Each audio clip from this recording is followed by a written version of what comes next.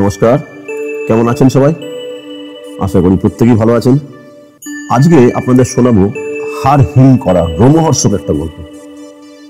গল্পটা আমাকে লিখে পাঠিয়েছেন শিলিগুড়ির মাটিগাড়া অঞ্চলের এক বাসিন্দা। আপনাদের সবাইকে অনুরোধ থাকলো পুরো গল্পটা শুনবেন, শেষ পর্যন্ত শুনবেন।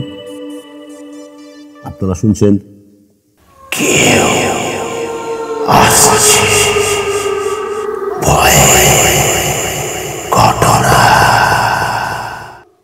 A true horror station. সঙ্গে আছে আমি কৌশিক, এবং সাউন্ড এবং গ্রাফিক্সে আমার সাথে আছে আবির। সরাসরি চলে যাচ্ছি ওনার লেখায়। উনি লিখছেন, নমস্কার, আমি চঞ্চল অধিকারী, বাড়ি মাটিগাড়ায়।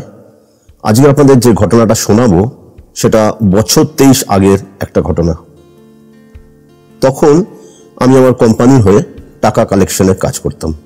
মানে যেসব টাকা আমার কোম্পানি পাও না, কিন্তু নানা কারণে সেগুলো পাচ্ছে না কিংবা আটকে আছে, সেসব টাকা আমি ঘুরে ঘুরে কালেকশন করতাম। এটাই ছিল আমার কাজ। আমার কোম্পানি ছিল কলকাতার বড় বাজার অঞ্চলে। আমি ঠিকঠাকভাবে কালেকশন করে দিতে পারলে আমার একটা কমিশন ওরা দিত, আর মাসে একটা মাইনে। এই দিয়ে আমার মোটামুটি ভালোই চলে যেত। আসামের নগাঁও থেকে সবেমাত্র কালেকশন করে এসেছি। এরই মধ্যে খবর আসলো কলকাতায় যেতে হবে কালেকশনের জন্য। যত তাড়াতাড়ি সম্ভব আমি যেন কলকাতার অফিসে ডিটেলস কালেকশন করতে যাই। যথারীতি আমি কলকাতায় আসলাম। অফিস থেকে কাগজপত্র নিয়ে শিয়ালদা থেকে ট্রেন ধরলাম। নামবো শিমুলারি বলে একটা স্টেশনে। এমনিতেই বর্ষাকাল, আকাশ মেঘে ঢাকা। প্ল্যান ছিল কালেকশন করে যত তাড়াতাড়ি সম্ভব কলকাতায় ফিরে আসব, আর যদি সম্ভব হয় রাতের বাস ধরেই শিলিগুড়ি রওনা দেব। সেই মতো একটু দেরিতে হলেও শিমুলারিতে ট্রেন এসে পৌঁছালো। রাত্রি তখন 8:20। প্রচন্ড বৃষ্টি হচ্ছে। কোন রকমের দৌড়ে শেডের তলায় গিয়ে দাঁড়ালাম।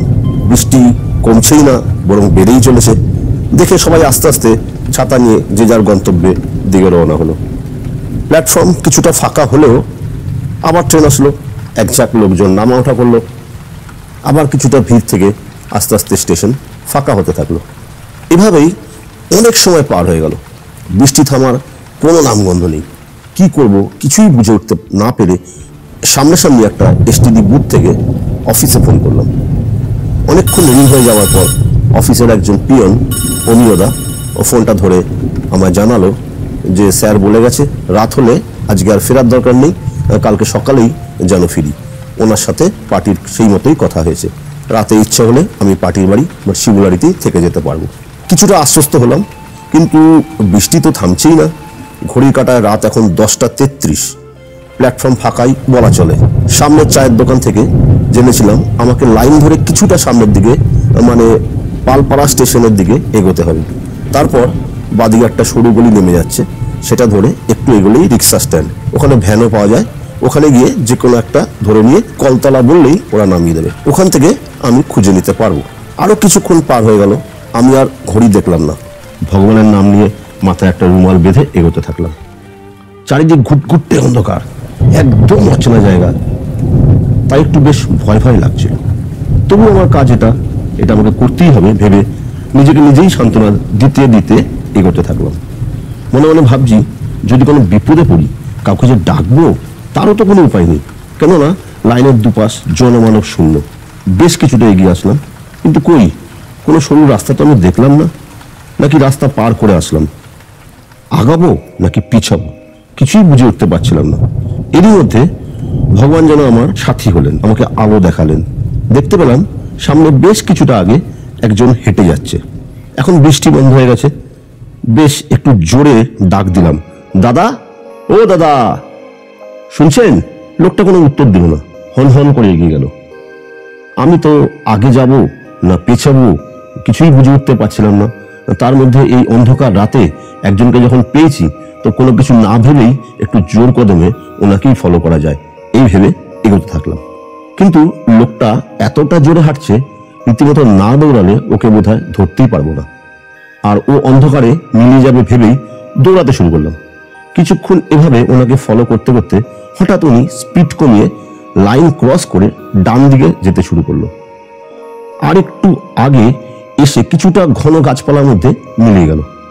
অত্যন্ত কৌতূহলের বসে আর অজানা অচেনা জায়গায় একজন মানুষকে কিছুতেই না হারানোর ডিটারমিনেশনে ওই ঝোপঝাড়ের কাছাকাছি পৌঁছাতেই আবছা আলো দেখতে পেলাম।